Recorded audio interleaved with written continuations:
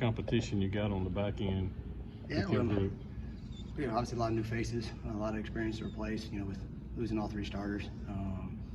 But nobody cares. You got to go out there, and the hard thing about the back end is, it's hard to cover up mistakes. When guys in the first level make mistakes, you got the linebackers covered up, but in the back end, if mistakes happen, then usually points occur. So, there's a lot of competition right now, and kind of like Coach Arnett always says throughout the year, whoever practices the best will get a chance to go play and start, and if you don't compete well in the games, then there's probably going to be a new starter the next week. So really trying to figure out who's the best three right now and go from there. But there's 6-7 guys that we're traveling with and competing for jobs.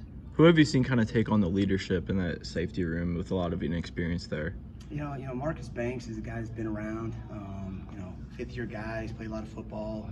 He's ready for it to be his time, because he's been a backup and a special teams guy, and so I think he's excited to kind of take on that role and enjoys studying film. And with a lot of these young guys, even these transfers that are young, and they got to see what success looks like. And so Sean Preston's a guy that's been around for a while, another 5th-year guy, and so those guys are the ones that are going to have to step up and lead by example, and so bring the other guys along. So those two have kind of been the main ones so far. What have you seen from Isaac Smith? Obviously, you missed the spring, but we've seen him out there with second team. How has his progression been in a short period of time? It's been good. You talk to Isaac like he's been here for 3 years, but you forget he's still a true freshman. And when you look at it now with all these footballs year round, right? You got really 31 practices, you got 15 spring practices, and you got all these OTAs, and so he missed the OTAs. He missed spring ball, so he had to kind of come along pretty quick. And the good thing about him is he knows football. He's picking up football, so he rarely makes the same mistake twice. And he's learning and he's growing, and fun one to coach. Talk about the starters you guys are replacing. Just how much does it help having a guy like Sean Preston who's been here, been in the defense, kind of plugged in various spots throughout this time? Yeah, it's you can't replace experience. That's what's hard. It's you try to teach the guys. One guy makes a mistake, everybody try to learn from it. But it's like parenting, right?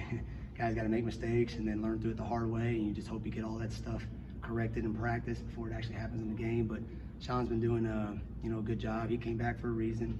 He got his degree and wanted to come back for one more year and help every which way and be a leader and get the team rolling.